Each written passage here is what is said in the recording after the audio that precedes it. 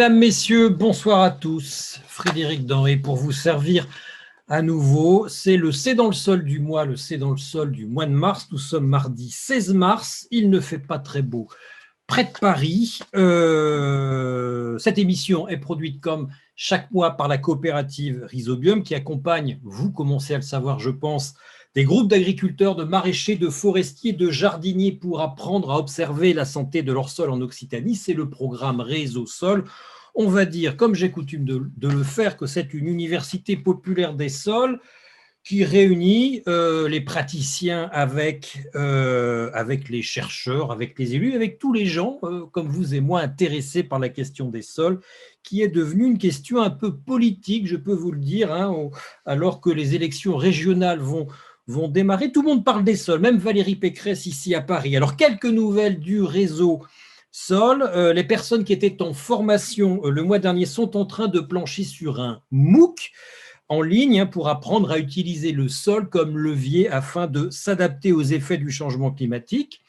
Et puis, deuxième chose, la campagne de suivi de printemps commence avec l'installation de stations de suivi chez les 80 exploitants du réseau.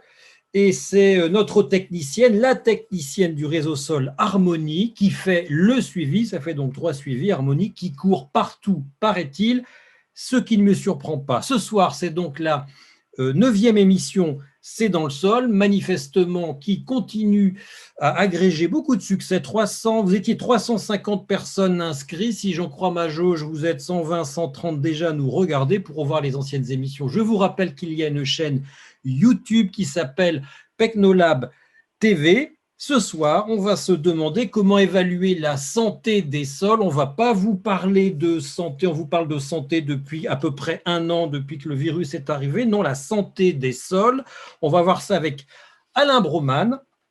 Alain Broman, bonsoir. Vous êtes directeur de recherche à l'IRD, au laboratoire Éco et Sol de Montpellier, et vous avez été récemment nommé conseiller sol et terre à ce même IRD. Vous avez passé 30 ans, 20 ans de vos 30 années de carrière dans les pays tropicaux, en particulier au Congo, au Sénégal et en Thaïlande. On va voir ça sur votre présentation. Au Congo, vous avez notamment travaillé sur les termites, sur le microbiote des termites. Vous m'en direz quelques mots parce que moi, ça m'a passionné, même si on est assez loin des sols, encore que. Et puis, avec Alexis Toumazo du CIRAD, vous avez mis en place un outil qui s'appelle le… Alors, c'est vachement dur à dire, hein, monsieur Broman, le Biofunk Tool. Non, Biofunk Tool, c'est pas si facile. Allez-y, comment vous le dites? Je vous Biofunk Tool. Ah ben finalement, oui, c'est pas mal. Oui, finalement, ça se prononce assez bien. Vous nous en parlerez dans la deuxième partie de cette émission. Donc, Alain Broman, merci d'être là à 20h30 et quelques. Quand on dit santé des sols, ça veut dire quoi? Est-ce qu'on peut… déjà qu'on a du mal à savoir ce qu'est la santé humaine, chacun y voit midi à sa porte, entre les toubibs, entre les médecins, pardon, les chirurgiens, les infirmières et nous-mêmes, on n'a pas du tout la même vision des choses. On a, disons, une vision un peu mécaniste par les médecins, d'autres ont une vision nettement plus large. Pour vous, c'est quoi la santé des sols? Vaste question, Frédéric. Ben oui. Il ne faut pas que ta réponse soit trop vaste, on a une demi-heure. Hein. Oui, je vais donc essayer d'être court. Un peu d'histoire. La santé des sols, en fait, elle est inscrite dans un historique qui, on pourrait presque reculer jusqu'à la genèse. Le fait d'avoir un bon sol ou un mauvais sol, c'est une préoccupation qui a commencé dès que l'homme s'intéressait un peu à l'agriculture. Et en fait, donc, on a parlé de fertilité, après, on a parlé de qualité, et puis maintenant, on parle de santé. Alors, la question, c'est est-ce que c'est juste la même chose revisitée, ou est-ce qu'effectivement, ces termes veulent dire quelque chose? Alors, je pense qu'ils veulent dire quelque chose. Effectivement, la fertilité, elle s'était liée quand on avait une vision agronomique. Alors, la fertilité, c'est aussi une métaphore, hein, c'est ce qu'on reproche à la santé des sols, mais…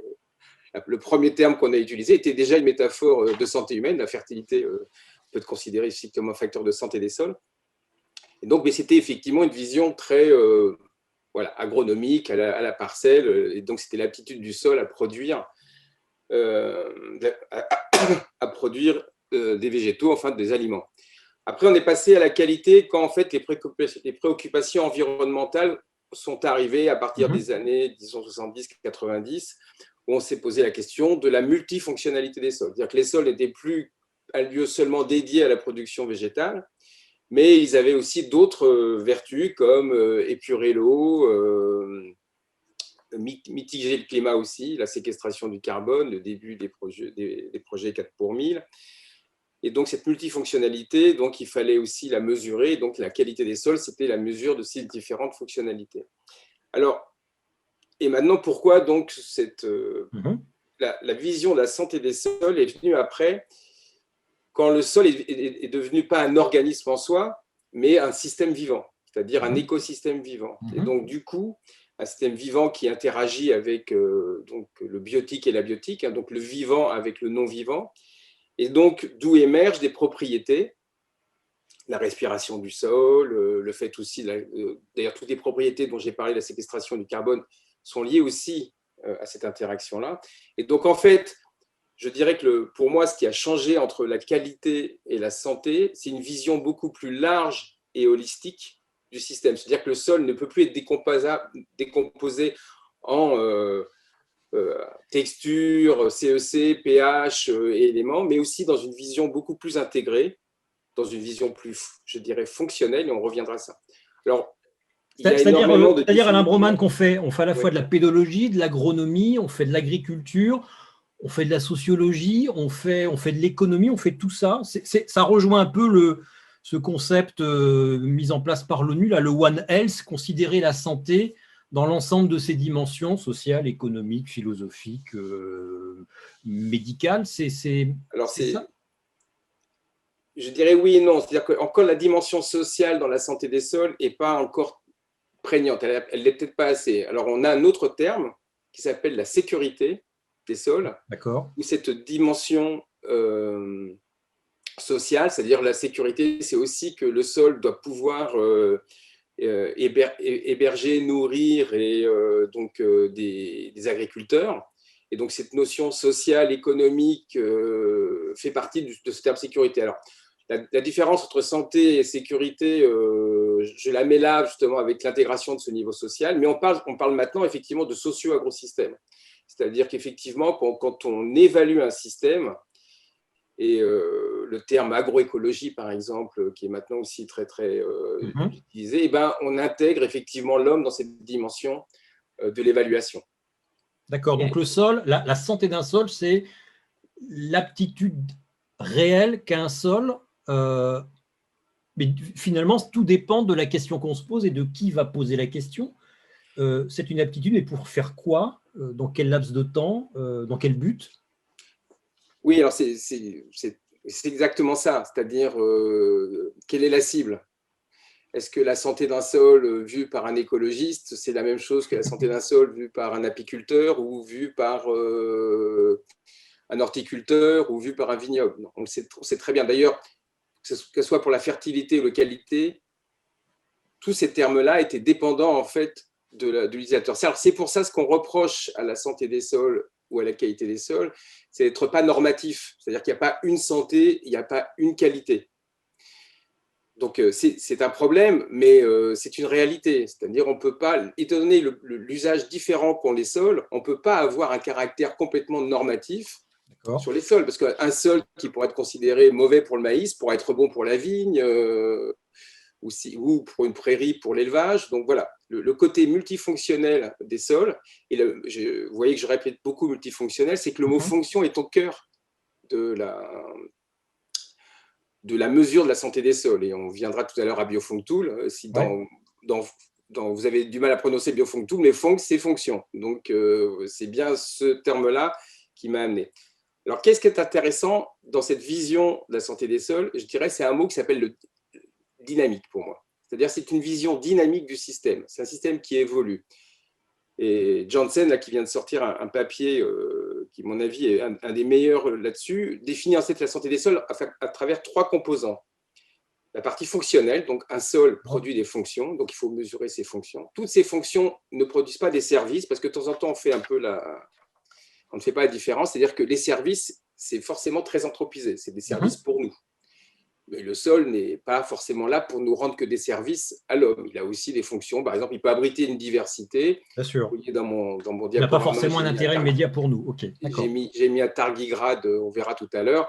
On ne sait pas la fonction du tardigrade actuellement. Donc, pour l'instant, il n'a aucun intérêt agricole, mais il héberge quand même le tardigrade et c'est bien de le garder. D'accord. Donc, il y a aussi une fonction de préservation de la biodiversité sensu stricto. Donc, les Donc, fonctionnalités, ça, c'est le premier fonctionnalité. point. Le deuxième élément, c'est vitalité. Donc, la C'est-à-dire, vitalité, c'est le sens vivant. C'est-à-dire que le sol est une structure vivante. Alors, effectivement, il y a des gens que ça pose problème parce que, effectivement, est-ce qu'un système minéral est vivant? Donc, mais c'est en ce sens global, c'est-à-dire c'est l'ensemble du sol et ses interactions du vivant et du non-vivant qui fait de son écosystème vivant. Mais un sol a un début, un sol peut avoir une fin aussi, un sol évolue. Donc, il a les caractéristiques d'un système dynamique, vivant. Et il a une autre caractéristique des systèmes qu'on appelle complexes.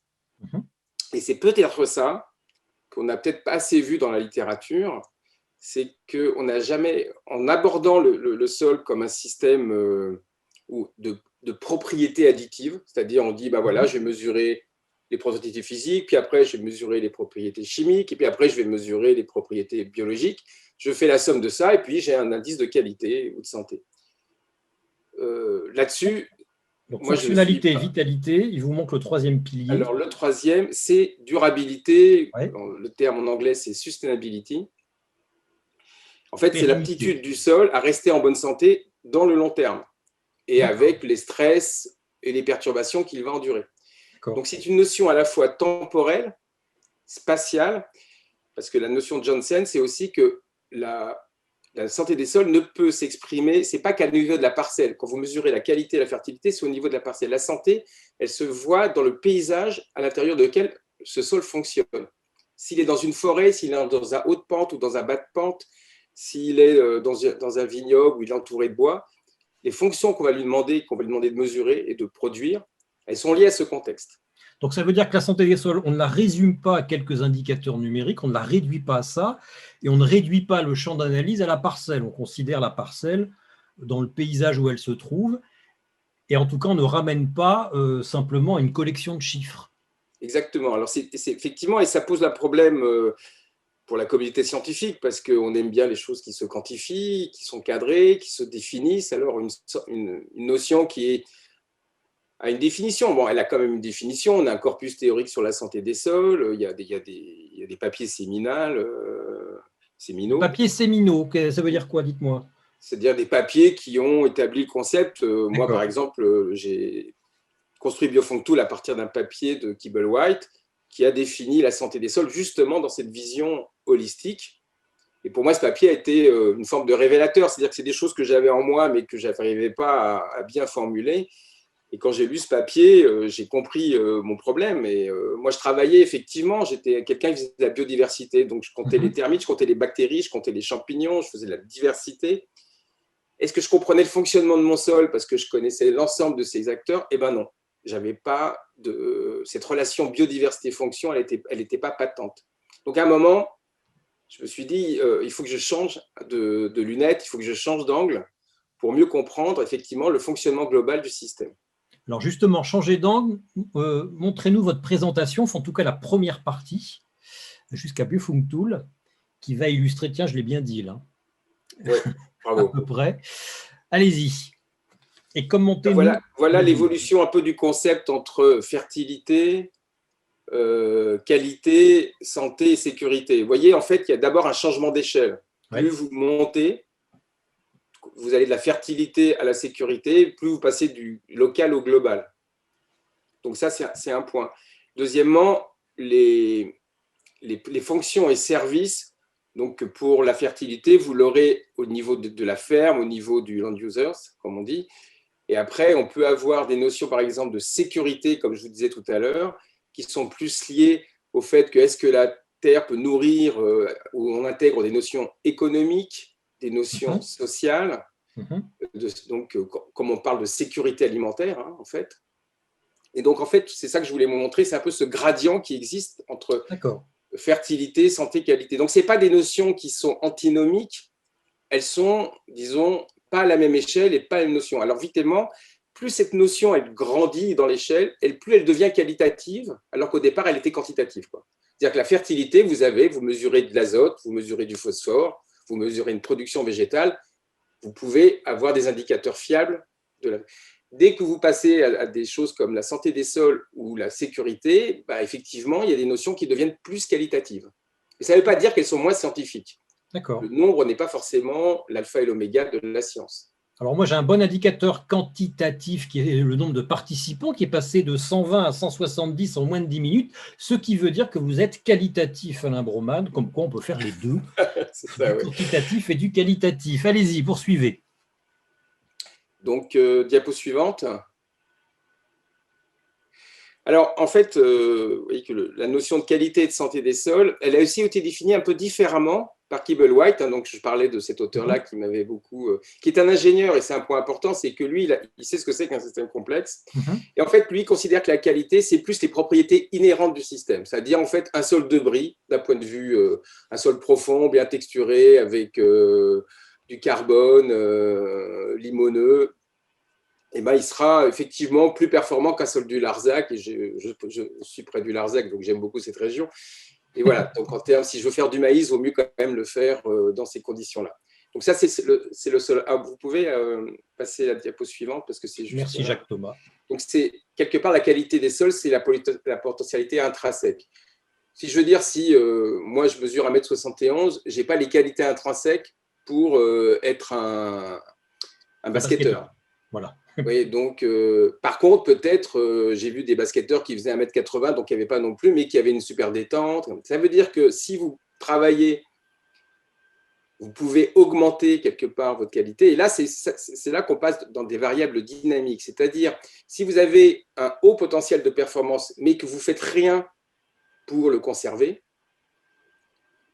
eh ben, vous allez baisser ce niveau de performance.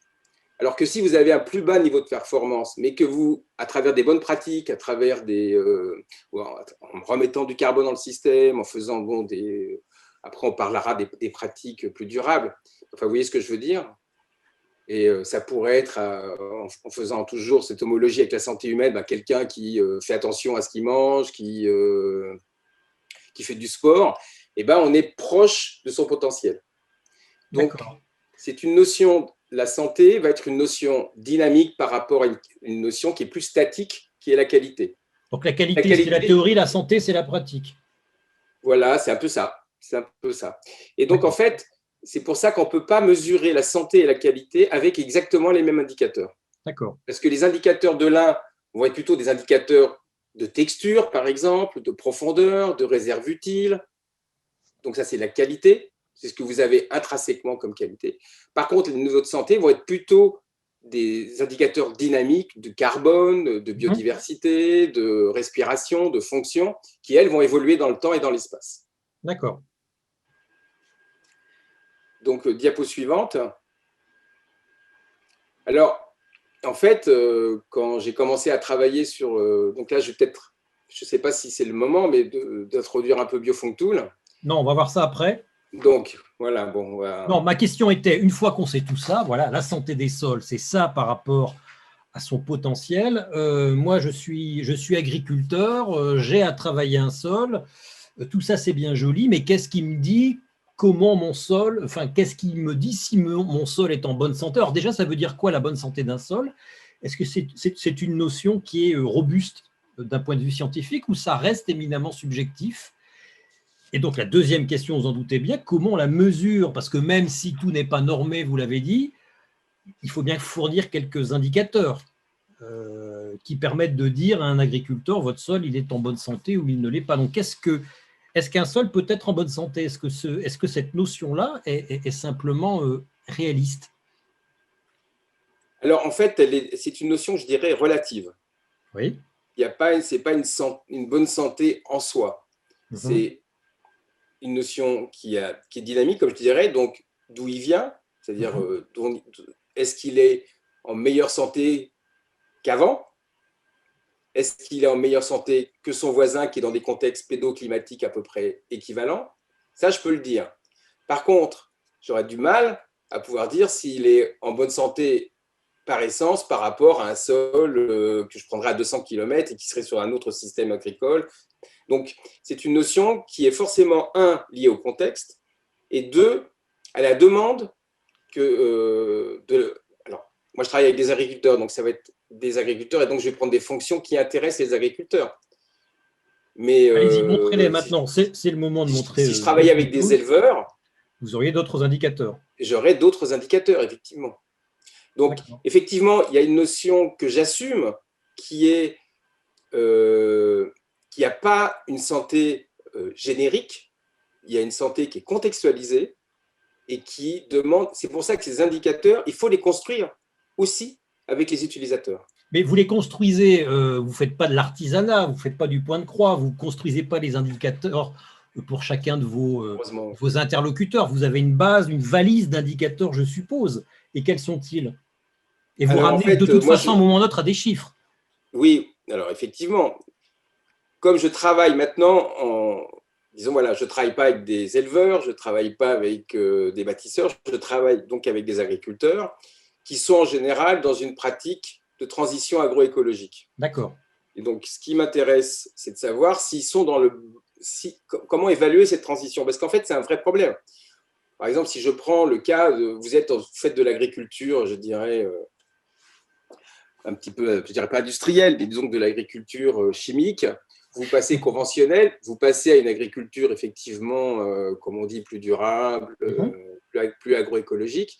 Pour l'instant, si vous faites par exemple de l'agriculture biologique, vous avez une définition en creux de ce que vous faites. C'est-à-dire il faut juste ne plus utiliser d'intrants chimiques pendant 3 ans.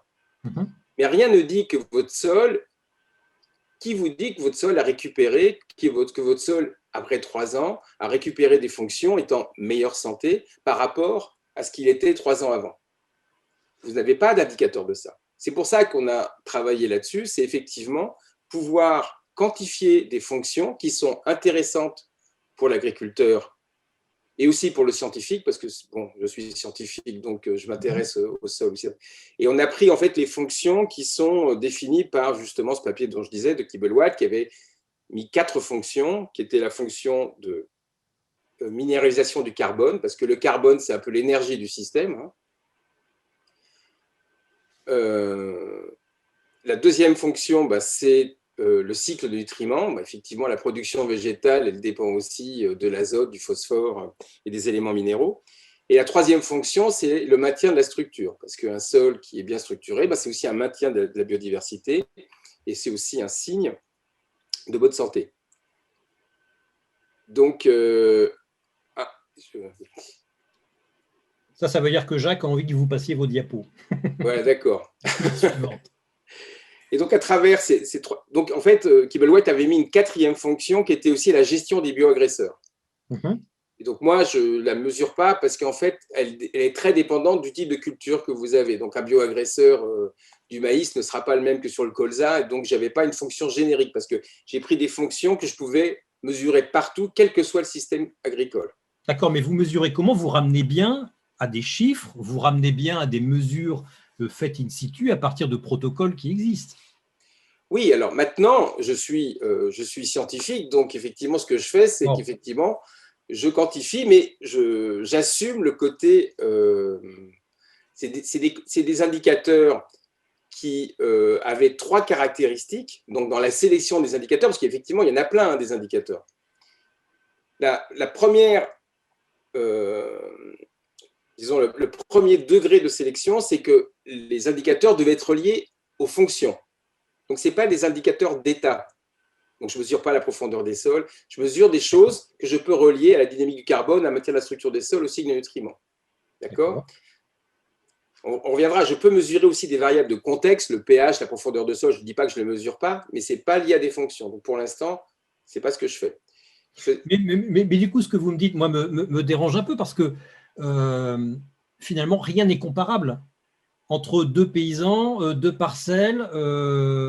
Finalement, comme vous faites votre tableau de bord à la demande, si j'ose dire, est-ce qu'un paysan peut comparer son sol, la santé de son sol, avec celui de son voisin, avec celui de quelqu'un d'autre dans son paysage ou qui poursuit le même itinéraire?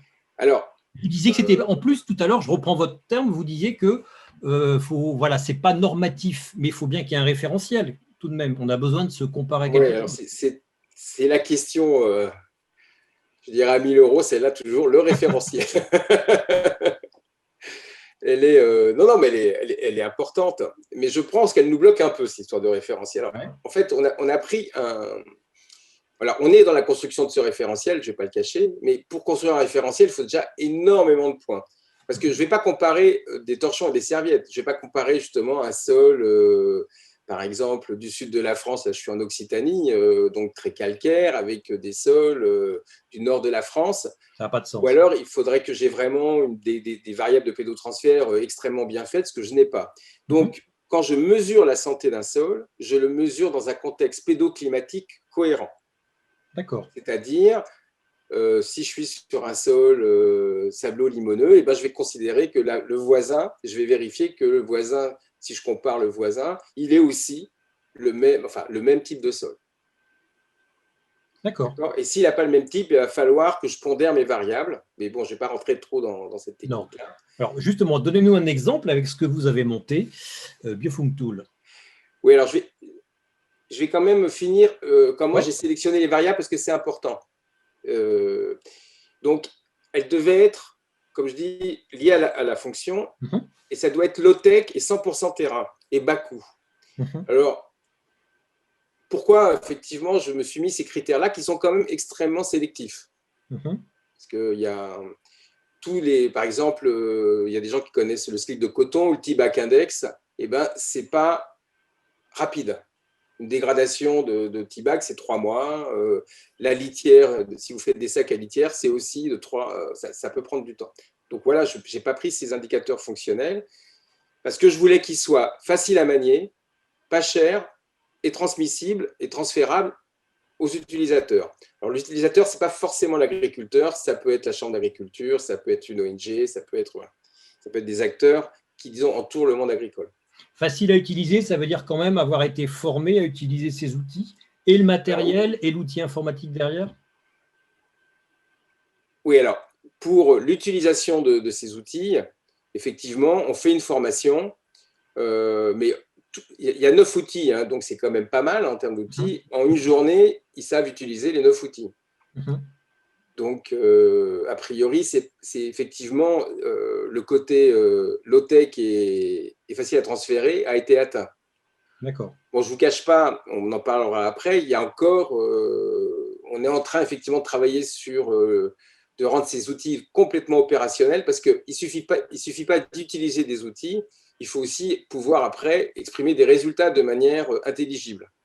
Effectivement, ça demande l'intégration de 9 outils sur une parcelle, on fait des répétitions, en fait, on génère quand même un tableau de données qui est relativement conséquent, donc ça demande des statistiques. Et ça, actuellement, ce qu'on veut faire, c'est que, pour l'instant, c'est nous qui les faisons, ou des étudiants, et ce qu'on aimerait, c'est développer une application smartphone de telle façon que ces statistiques soient faites de manière directe, sans qu'effectivement l'utilisateur ait besoin d'avoir ces notions-là. Donc ça, c'est un peu, actuellement, c'est là où on veut aller. Je vais revenir quand même sur un point que j'aimerais bien un petit peu aller avec vous, c'est 100% terrain. Pourquoi? Parce que c'est vraiment une grande spécificité et qui est difficile parce que, en fait, rien de plus facile que de prendre un échantillon de terrain, le sécher, le tamiser, l'envoyer au laboratoire. Au laboratoire, on n'a pas de problème de climat, il ne pleut pas, il ne fait pas trop chaud, donc on pourrait, je veux dire, c'est une contrainte, le 100% terrain. Mais pourquoi c'est important d'être sur le terrain? La première chose, c'est que le sol, c'est un continuum. Mhm. Quand vous séchez du sol, vous le tamisez à 2 mm et vous le rehumidifiez, vous n'êtes plus dans des conditions réelles de terrain. Rappelez-vous, Kibble White, la santé et la qualité, Mhm. je mesure la performance réelle du système. Donc, pour avoir la réalité de cette fonction, il faut que je sois sur le terrain. Ça, c'est un premier point. Le deuxième point, c'est que quand ils sont low-tech, je peux faire des répétitions. Si j'ai une mesure qui est super, mais qui fait 500 €, donc je vais faire des échantillons composites, je vais avoir un échantillon pour toute ma parcelle. Je ne sais pas, en fait, et si je vais comparer avec l'autre parcelle, je ne sais pas si ma variabilité de mon terrain est forte ou pas. Et ça, en fait, en travaillant avec les agriculteurs, c'est une question qu'ils ont de manière permanente. Ils se demandent pourquoi ça pousse moins bien là, ça pousse mieux au-dessus.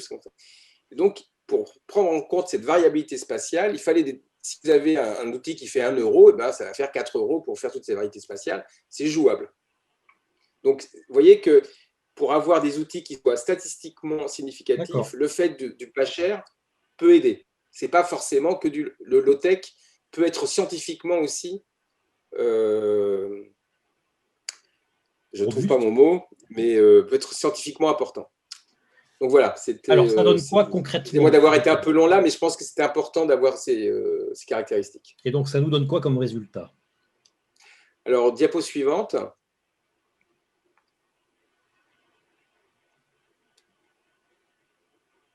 Alors voilà un type de résultat. Bon, j'ai beaucoup travaillé, comme je l'ai dit, dans les milieux tropicaux, dans les temps de l'IRD. Donc, je suis désolé, j'ai des résultats français, mais bon. C'est bien, Cambodge et Nouvelle-Calédonie. En fait, ce n'est pas très, très important. Les pratiques sont les pratiques. Et ceux qu'on utilise en Cambodge, en Nouvelle-Calédonie, ne sont pas si éloignés que ce qu'on fait nous en France. C'est les sols qui sont un peu différents. Et en fait, vous voyez qu'on a un index, c'est-à-dire, en fait, pour trouver une manière d'exprimer facilement et de transférer les résultats, on les a mis entre 0, on a construit un index basé sur les 9 résultats qu'on produit, mais qui n'est pas un index additif. C'est pour ça que c'est un index qui est produit par ce qu'on appelle une analyse multivariée. Je ne vais pas rentrer dans les détails de cette analyse, mais ce qui est important, c'est que ce n'est pas additif. C'est ça que je voulais dire. Ça dépend de la contribution des variables. C'est-à-dire que plus une variable elle est importante, plus elle sera représentée là. D'accord. C'est-à-dire si effectivement, quand je compare 2 systèmes et le pH ne le différencie pas, la contribution du pH va être très faible dans mon système. Bon, après, je prends le pH que je ne mesure pas là. Un système majoritaire, c'est un système à la proportionnelle. Voilà, peut-être, voilà. Exactement. Disons un peu pondéré. Bon, elle vaut ce qu'elle vaut. Mais par contre, je n'interviens pas du tout dans ce calcul. Hein. Ce n'est pas à dire d'expert. D'accord. D'accord. Donc, là, je compare par exemple un labour conventionnel avec une agriculture de conservation. Alors, vous voyez qu'effectivement, la première chose qu'on voit, c'est que le labour, il a un indice qui est plus faible que l'agriculture de conservation qui ne laboure pas. Mais ce qui est intéressant, c'est que vous voyez à l'intérieur de cet histogramme 3 couleurs qui sont liées aux fonctions qu'on mesure. On a vu tout à l'heure, d'accord. D'accord. Donc, en bleu, le maintien de la structure, en vert, le cycle de nutriments, et en marron, la transformation du carbone. Donc, si regardez, donc c'est vrai que je ne peux pas mesurer, mais vous voyez les 2 histogrammes, les 2 premiers, enfin le deuxième et le troisième histogramme, vous voyez que la répartition des fonctions n'est pas exactement la même. Il y en a un, par exemple, il est meilleur en transformation du carbone, mais il est moins beau en cycle de nutriments. En fait, là, il n'y a pas de rotation, c'est une monoculture. Dans la rotation, elle est meilleure en cycle de nutriments, mais elle est moins bonne en séquestration du carbone. Enfin, pas en séquestration du carbone, en dynamique du carbone, excusez-moi. Donc, en fait, ça veut dire aussi que pour l'agriculteur, ça peut être une aide à la décision. C'est-à-dire, lui, si dans son système, il veut stocker de plus en plus de carbone, il vaut mieux qu'il prenne la monoculture de soja. Si, par contre, il est dans un système où il veut plutôt améliorer la production, il vaut mieux que ce soit le système en rotation. Donc, moi, je ne suis pas là pour dire ce qu'il faut faire à l'agriculteur, c'est à l'agriculteur de décider. Moi, je lui donne des éléments qui lui permettent de prendre sa décision. Et vous voyez, ce qui est intéressant, c'est que j'ai fait ça au Cambodge et en Nouvelle-Calédonie, donc dans 2 systèmes de sols extrêmement différents. Pour ceux qui connaissent les sols calédoniens, c'est des sols où il y a énormément de métaux, par exemple. Mais en fait, les tendances sont les mêmes, mais les valeurs absolues sont différentes. Oui, puis l'écart entre le labour conventionnel et l'agriculture de conservation n'est pas le même. Il est plus faible. Même, parce qu'en fait, on est dans un système, effectivement. Alors, par contre, la différence est toujours significative. Mais elle est moins, effectivement, pourquoi? Parce que la valeur qualitative, rappelez-vous, qualité, santé, c'est que les sols de Nouvelle-Calédonie étaient meilleurs intrinsèquement au départ que les sols du Cambodge. Mais ça m'évoque, pardonnez-moi Alain, une question posée par Samuel Blanchard sur Internet qui vous demande, dans le cas d'un agriculteur souhaitant opérer une transition, existe-t-il des itinéraires techniques éprouvés selon votre méthode ou d'autres, selon les rotations, selon les sols, les rotations de culture permettant la régénération des sols? C'est un peu ce que vous montrez là. vous êtes indicatif. Oui, mais Avec... moi, j'évalue des techniques qui ont été mises en place. Je ne. Oui, mais est-ce qu'à J'ai rebours, pas est-ce que à rebours, compte tenu de votre diagnostic, vous pouvez dire, ah ben là, vous pourriez agir sur ça plutôt que sur ça? Oui, oui, Ben voilà. oui, effectivement, c'est ce que je dis tout à l'heure. Ouais, C'est-à-dire que là, je peux dire que la rotation, eh ben, elle est meilleure pour le d'accord. concept de fertilité, elle est moins bonne pour le concept un petit peu de stockage du carbone. Je peux lui dire ça. Maintenant, ça dépend, et je tiens à ça, de ce que veut l'utilisateur. C'est pour D'accord. ça qu'il a toujours la main sur les indices. OK. Il peut effectivement. Et donc, on peut aussi, j'ai pas mis cette diapo, mais vous pouvez très bien, et en fait, je trouve que d'ailleurs c'est la meilleure des choses, répéter ces mesures au cours du temps, chaque année par exemple. Comme c'est pas des mesures extrêmement difficiles et coûteuses, donc vous pouvez les répéter en fonction des saisons, en fonction donc de la saisonnalité de votre culture.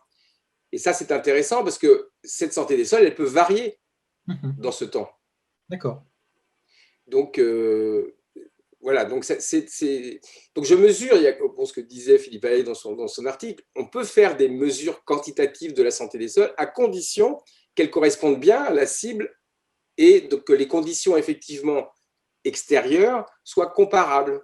Quand je dis extérieur, c'est effectivement le sol, le climat et le système. D'accord. Donc je m'interdis de comparer des systèmes qui sont complètement différents. OK. Et je peux même aller jusqu'à là, se dire que si mon sol A est moins bon que mon sol B, peut-être que mon sol B va être moins bon que mon sol C. C'est-à-dire c'est une valeur relative, ce n'est pas absolu. Si je l'avais comparé à autre chose, donc voilà, c'est pour ça que c'est pas une donnée que je vais référencer par rapport à une base de données. Alors ça pourrait être fait parce que votre question était sur le référentiel, donc je Mhm. reviens sur le référentiel. Pour que j'ai un référentiel là, il faudrait que je puisse, là le sol du Cambodge par exemple, c'est du maïs soja, donc il faudrait que j'ai un nombre suffisant de mesures sur le maïs soja dans des milieux qui soient à peu près comparables, c'est-à-dire c'est des sols argileux à 60%, donc ça demande quand même la construction d'une base de données va mettre du temps. Donc pour l'instant, je ne suis pas capable de faire ça, peut-être dans quelques années, ça sera possible. OK. Ça se présente comment, Biofunct Tool? C'est une valise? C'est quoi? Vous avez des techniciens? Comment ça se passe? Alors, pour l'instant, oui, on peut dire, oui, ça c'était une autre possibilité de présentation. Bon, c'est peut-être pas. Allez-y, répondez à ma question, ensuite on reviendra là-dessus. Effectivement, Oui, oui, c'est pas. En fait, Biofunc Tool, oui, on peut, disons que c'est plutôt des caisses de plastique dans lesquelles on met des.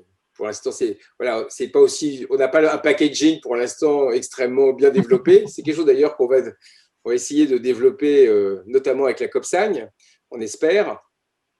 Donc, parce que comme je dis, l'opérationnalité de l'outil, nous on est des chercheurs, donc pour l'instant, on a mis à point un outil, on l'a validé, on a fait 800 points sur plus de 10 pays, dans des conditions très diverses d'agriculture. Donc, on l'a vraiment validé. On est à 6 papiers maintenant, 8 bientôt.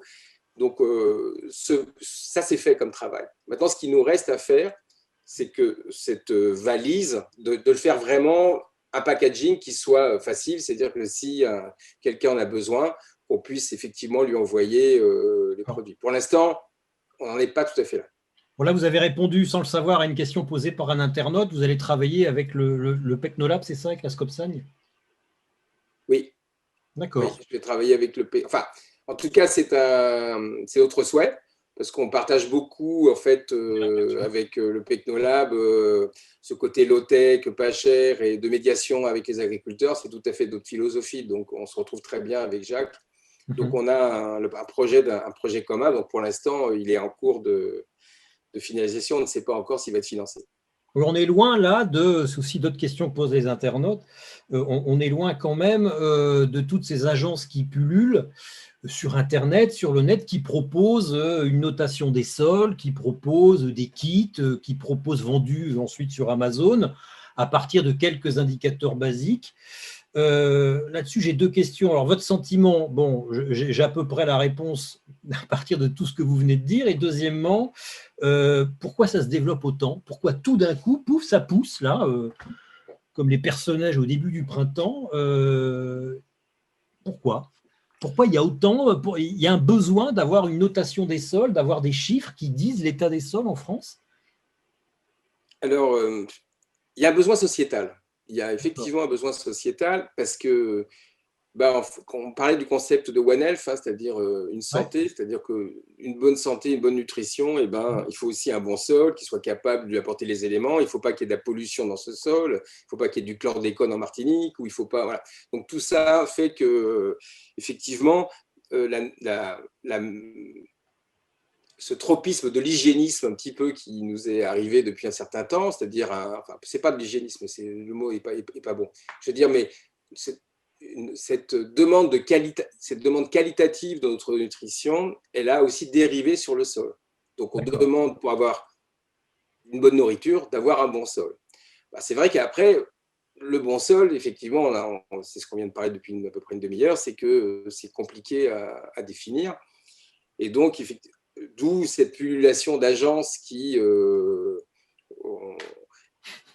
en fait bénéficient aussi d'une évolution technique assez importante. C'est-à-dire maintenant, vous pouvez séquencer, par exemple, les communautés microbiennes. Je crois que vous avez eu Lionel Ranjard, hein, qui est un collègue. Moi, je suis microbiologiste, donc on se connaît bien. Donc, je fais aussi des séquençages. Donc, effectivement, maintenant, vous pouvez séquencer pour un prix relativement mesurer l'ensemble des communautés microbiennes du sol et l'ensemble des communautés fongiques, bientôt les nématodes, bientôt les collemboles. Donc, on va avoir des outils extrêmement puissants qui vont donner beaucoup de données. Maintenant, ce que je vous disais, c'est l'extrapolation de ces données à la santé des sols, pour moi, elle n'est pas claire, elle n'est pas définie, et il y a une forme, je dirais, de brouillard extrêmement fort là-dessus. Mais l'idée, au départ, c'est de donner un Nutri-Score au sol. C'est-à-dire de la même façon que vous aurez donc sur vos chips ou sur vos aliments, le fait qu'il y ait un point vert, et ben vous saurez si, effectivement, ça vient d'un sol de qualité ou pas. Alors, il y a une deuxième volonté qui est peut-être aussi importante, et là que je respecte un peu plus aussi, c'est la volonté maintenant qu'ont les industriels, alors il y a du greenwashing évidemment, mais aussi ce qu'on appelle d'avoir du sourcing, c'est-à-dire d'être sûr que ce qu'ils font, il y a des sociétés maintenant qui veulent être sûrs qu'ils ne peuvent pas être attaqués sur le fait qu'ils ne dégradent pas les sols, par exemple, que le fait, on a l'exemple de l'huile de palme, hein, qui est un exemple plutôt lié à la biodiversité, mais il y a aussi de la dégradation, de l'érosion qui est due à la déforestation. Donc voilà, c'est tout cet environnement avec les préoccupations environnementales, les préoccupations alimentaires, qui font que les sols sont devenus dans la photo importants. Mais depuis récemment, hein, en fait, on attribue cette importance des sols dans la société à partir de 2012, à peu près. Donc, ce n'est pas quelque chose c'est relativement récent pour la communauté. Moi qui travaille dans les sols depuis un certain temps, je vais vous dire, au départ, tout le monde s'en foutait. J'en suis le témoin aussi en tant que journaliste. Donc, c'est relativement récent. J'en suis très content, mais c'était effectivement, au début, on était vraiment une communauté. Ça a changé il y a 6-7 ans. Ce que vous dites, c'est que voilà, on a plein d'indicateurs, mais ça n'est que des indicateurs. Il ne faut pas les prendre en valeur absolue. Et la santé des sols, c'est justement ça, c'est de dire, attention, ce n'est que des indicateurs. Et l'exemple que vous faites, le parallèle que vous faites avec le Nutri-Score est intéressant. Hein. On est dans une époque où on s'interroge sur, on veut recréer le lien avec l'alimentation, mais finalement, on demande d'avoir un indicateur qui est encore plus dans le réductionnisme alimentaire, c'est-à-dire qui résume l'alimentation à son contenu nutritionnel, ce qui ne suffit pas pour dire ce que nous mangeons, justement. Il y a des aspects symboliques, il y a des aspects, il y a plein d'aspects. On ne peut pas résumer l'alimentation à son seul contenu en nutriments. C'est d'ailleurs le reproche que beaucoup font, notamment des nutritionnistes, paradoxalement, au Nutri-Score. Mais ce que vous dites derrière, c'est qu'avec ces agences qui se multiplient, finalement, on pourrait arriver demain, si on y prend garde, si on oublie cette notion de santé des sols, on pourrait avoir demain une petite étiquette colorée, comme il y a sur les frigos ou sur les produits alimentaires, sur les sols. Exactement. Et parce qu'en fait, les Nutri-Score, je pense enfin, tel que j'ai vu, il y a des sociétés, leur cible, c'est vraiment les grandes sociétés, quoi. C'est pas effectivement, c'est pas nous, c'est pas l'agriculteur.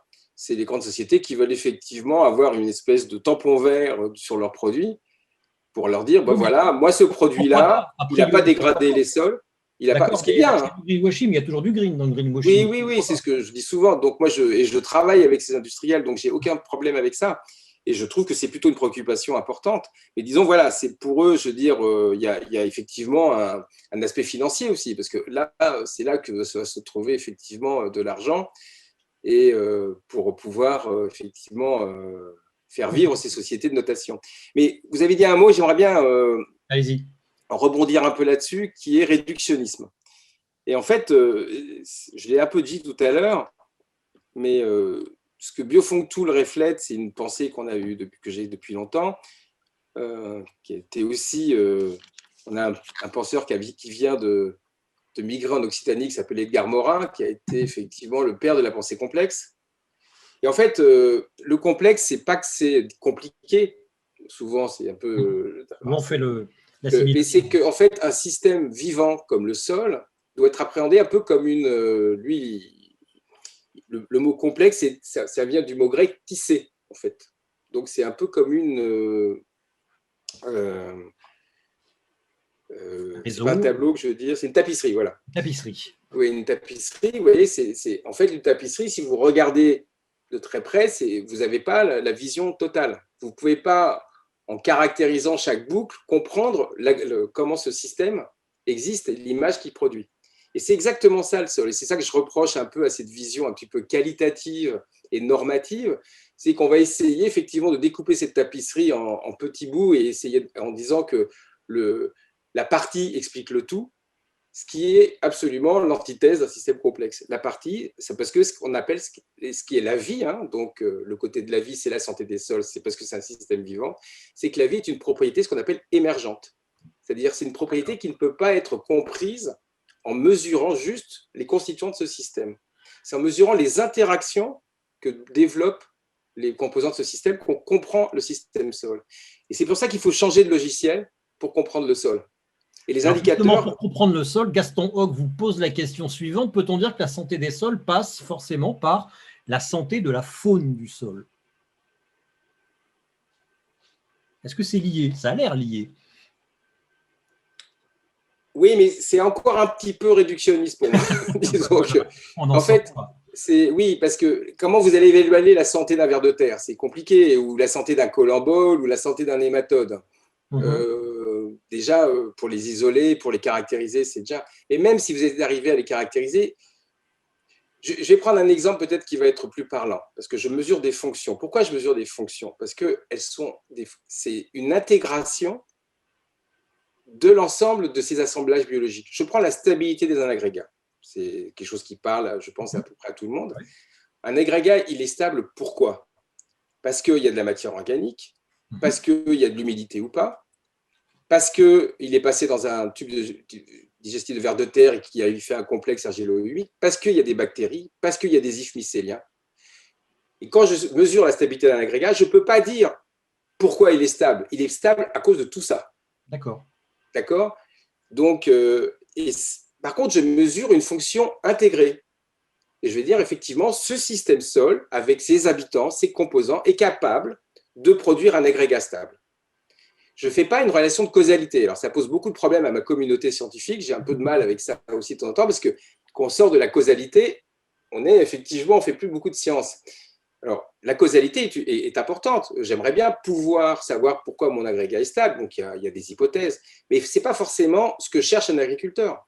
Lui, si son système sol permet de fonctionner, permet de produire des agrégats stables, que ce soit les colemboles, les vers de terre, les ifs mycéliens ou la matière organique, je ne suis pas sûr que ça l'empêche de dormir. Donc, voilà, les questions scientifiques ne sont pas forcément les questions des agriculteurs. Et ça, il faut bien différencier ces points-là, quoi. Alors justement, justement, non, je fais un lien artificiel. Rachid Emrabet vous pose deux questions en une. Est-ce que vous avez essayé d'expérimenter l'intégration de l'élevage et celle de l'agriculture de précision? Est-ce que cela se voit dans Biofunctool? En fait, comme je disais, Biofunctool n'est pas lié à une pratique. Moi, je mesure l'impact des pratiques.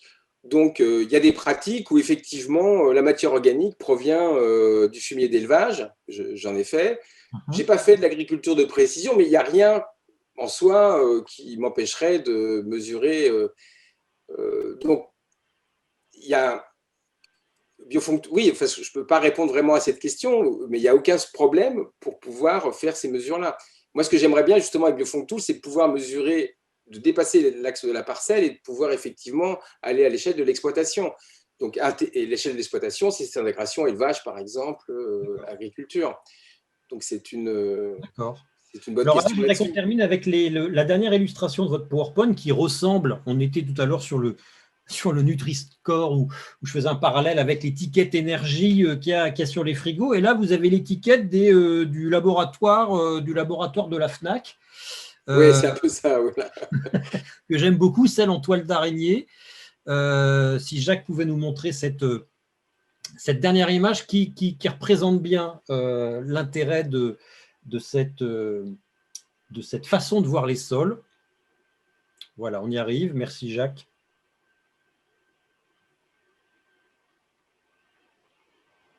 Non, bah finalement non. Voilà, on y arrive. Merci Jacques. Voilà, en Donc pleine. oui, là j'ai. Allez-y, commentez-le, Alain. Donc en fait j'ai eu un retour des agriculteurs qui n'aimaient pas tellement le fait d'avoir un score et enfin un index, parce qu'ils trouvaient en fait c'était peut-être aussi un côté un peu scolaire. Il y a un qui fait moins bien que l'autre. Effectivement, c'est pas l'esprit. L'esprit, c'est de se dire est-ce qu'on est dans la bonne direction? Est-ce que effectivement je dois changer mes pratiques? Voilà, l'idée n'est pas effectivement de noter les agriculteurs en fonction de leurs pratiques. Alors, peut-être effectivement une autre manière d'exprimer les les résultats de Biofunctool, ça pourrait effectivement de scorer chaque fonction en termes. Alors là, j'ai pris quelque chose dans la littérature qui ne correspond pas forcément à ce que je fais, hein, je suis un peu désolé. C'était juste pour illustrer le point. Donc, ils ont comparé trois formes de management de management des insectes pathogènes, des Donc en pestes, bio, en utilisant des produits chimiques et produits chimiques intégrés et organiques. Et on voit que, par exemple, pour l'organique, ce n'est pas terrible, par exemple, en termes pour l'eau. Alors que le système chimique est bien meilleur. Par contre, le système chimique, il n'est pas bon pour le carbone et le système organique est meilleur. Donc, ça permet de voir en fait, les compromis que vous pouvez avoir en fonction. Et c'est là que j'aime bien cette notion de compromis des fonctions, parce que justement, quand on parle d'un Nutri-Score ou d'un score, c'est pas ça qui est important. En fait, je ne pense pas que l'agriculteur il a besoin de quelque chose entre 0 et 1. Ce qu'il veut savoir, effectivement, est-ce que son système il est bien pour contrôler les insectes pathogènes? Est-ce qu'il est bien pour le carbone? Est-ce qu'il est bien pour les autres? Et puis après, c'est à lui de décider, s'il y en a qui est un peu moins bon, mais qui a des fonctions quand même qui les intéressent, il fera sa propre décision. c'est ça. Donc, Il verra les conséquences éventuelles de ces décisions voilà. grâce à ce On ne genre peut pas être bon partout, hein. Donc, non. ça, c'est une. Voilà. Donc, Ouais. le compromis est à la base, effectivement, de l'évaluation des systèmes agroécologiques. Ouais, c'est pour ça que je voulais terminer par ce dernier graphique, justement pour aborder cette notion de compromis. Effectivement, un indicateur pris au pied de la lettre donne une vision très manichéenne des choses, c'est plus ou c'est moins, c'est 0 ou c'est 1, c'est bien ou c'est pas bien. Quand on le considère pour ce qu'il est un indicateur, forcément, ça fait porter ça ne décide pas la place de l'agriculteur qui est obligé, en fonction de tous ces indicateurs, de faire un compromis, et compromis qui semble manifestement très visible avec ce dernier graphique. Il y a deux questions qui me restent. Celle de Carole Isberry. Est-ce que Biofunctool peut donner une idée de la résilience, entre parenthèses, selon elle, retour à une meilleure santé d'un sol? Excusez-moi, j'ai mal entendu, Frédéric. Alors, question de Carole Isberry. Est-ce que Biofunctool peut donner une idée de la résilience d'un sol? Oui, oui, parfaitement. Et d'ailleurs, c'est un de mes principaux thèmes de recherche. Ça tombe bien. Ouais. En fait, là, on étudie avec un doctorant ivoirien, là, qui peut-être nous écoute d'ailleurs. En fait, l'impact d'une forme de déforestation. Alors, en fait, je travaille sur l'évéaculture donc, j'ai travaillé ça en Thaïlande, maintenant en Côte d'Ivoire. Et vous savez, on abat tous les 25 ans, on abat les arbres et puis on remet une culture. Et on s'est rendu compte qu'effectivement, ça impactait fortement la santé des sols. Donc, l'idée, c'était de remettre la matière organique. Et donc, on peut mesurer avec BioFuncTool, on voit très, très bien, en remettant de la matière organique dans le système, le système devient plus vite résilient. C'est-à-dire que les fonctions sont, en 1 an et demi, il a déjà récupéré quasiment entre 50 et 100% des fonctions qu'il avait avant abattage. Et donc, c'est vraiment très performant pour ça. Parce que justement, quand on parlait de référentiel, vous n'avez plus besoin d'être dans une approche relative en comparant A et B. Nous, on a mesuré la santé des sols à T0 avant abattage. Et du coup, tous les 6 mois, on fait une mesure et on peut regarder si effectivement on retrouve ou pas le niveau de fonctionnalité qu'on avait avant. D'accord. Deuxième question, là, ce sera la dernière, d'Elisabeth Maurice. Sur une parcelle jugée a priori homogène, combien de points de prélèvement de test faut-il faire avec BioFuncTool? Alors, c'est une très bonne question qui est pas facile. En fait, nous, la répétition était à la base de BioFuncTool, comme je l'ai dit. Donc, on fait en général 3 répétitions internes, c'est-à-dire au moins dans une parcelle, on répète 3 fois. Mais même certains outils ont des fortes répétitions. Je vais prendre un exemple qui est l'Aminabet. L'Aminabet, c'est une espèce de sticker, d'ailleurs qu'utilise Jacques aussi, comme ça, qui a des petits trous dans lesquels on a un substrat. Donc, on enfonce ce sticker plastique dans le sol et on regarde au cours du temps si les communautés, en général, c'est plutôt la mésofaune, c'est-à-dire les colamboles, les orchitrilles et tout ça qui mangent ces substrats-là. Et bien ça, on en met 7 en général. Donc, on a déjà une répétition sur chaque point, on a 7. Il y a 16 trous, donc ça fait 7 fois 16. Et on met ça 3 fois.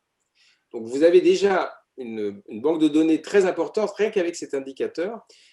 Et après, effectivement, en général, on essaye de répéter sur 3 parcelles équivalentes le système. Alors, ce n'est pas toujours possible. Donc, on s'adapte en fonction des systèmes. On travaille sur des systèmes agronomiques, c'est facile à trouver. Dans des systèmes plutôt dans la réalité de la vie, j'allais dire, les gens ne répètent pas forcément exactement la même chose 3 fois dans les mêmes conditions. Donc voilà, on peut. Donc voilà, je ne peux pas répondre d'une manière complètement générique à cette question. D'accord. Écoutez, merci. Alain Broman, on devait faire une demi-heure, on a fait 1 heure. Il y a encore 150 participants. Peut-être un petit mot de la fin très court, si vous aviez à ajouter quelque chose pour votre défense.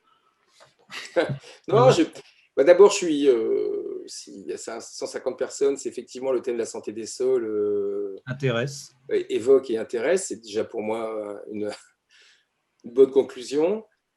Ce qu'on a un peu dit au début, ce que je reproche un petit peu à ces notions-là, on a des mots un peu valises en science. Oui. Après, la notion de santé des sols est une notion qui est intéressante parce que quand on parle de la santé, on parle de nous.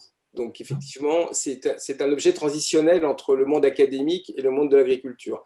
Donc, il faut bien en comprendre les limites, mais c'est un objet qui nous permet aussi de sortir un petit peu de nos laboratoires et de pouvoir effectivement échanger sur… Je comprends effectivement la réserve de la communauté scientifique par rapport à ça. C'est effectivement une notion un petit peu compliquée à évaluer, mais on peut l'évaluer. Je répète qu'il y a des définitions. Je répète qu'on peut la quantifier à condition de bien cadrer effectivement la demande. Et la demande, elle doit être en amont de l'agriculteur. Et encore une fois, la santé, ce n'est pas la même chose que la qualité, et la qualité, ce n'est pas la même chose que la fertilité. Ne mélangeons pas tout, parce que vous verrez dans la littérature que ces termes-là, ils sont en fonction des papiers. Il y a des gens qui disaient de la qualité, ils ont juste changé le mot, ils ont mis santé, mais ils font exactement la même chose.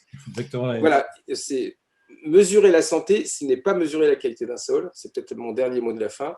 Il faut changer de paradigme et changer de lunettes. Il faut changer de lunettes, oui. Ouais.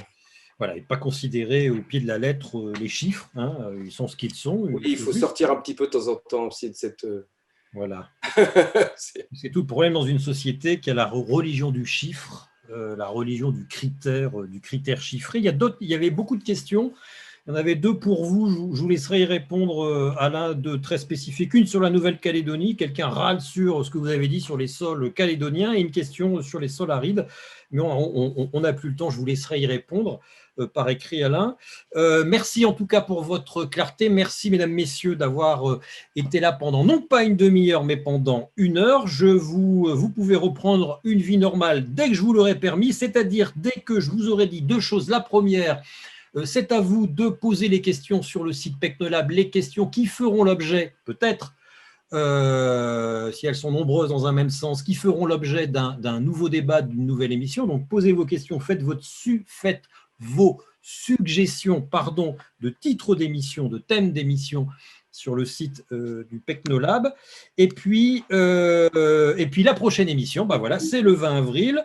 On ne fera plus de prélèvement de sol. On va aborder le sol sous un aspect infiniment important qui est à l'origine du fait que les sols, justement, on en parlait il y a si peu de temps, on en parlait très peu jusqu'il y a 6 ou 7 ans. Le sol est un impensé dans notre culture juridique et dans notre droit. Justement, Philippe Billet, l'homme de la question de l'Université de Lyon, abordera ce sujet. Quel droit au pluriel pour les sols? Là aussi, il y a du changement, je peux vous le dire. Voilà, quel droit pour les sols avec Philippe Billet, ce sera le 20 avril. Merci à tous, merci à toutes. Vous pouvez reprendre une vie normale. Moi, je ne sais pas du tout ce que je vais manger. J'ai l'habitude de vous dire, de vous faire part de mon menu. Si ce sont des croque-monsieur, voilà, la qualité baisse un peu, émission après émission. Je ne sais pas ce que je vais manger à la dernière, si tant est qu'il y ait une dernière, parce que comme vous êtes des centaines, vous êtes toujours aussi nombreux, je pense qu'on est parti pour durer pendant des années. Merci encore, merci beaucoup, Monsieur Broman. Merci à Jacques Thomas qui a assuré la technique derrière. Bonne soirée.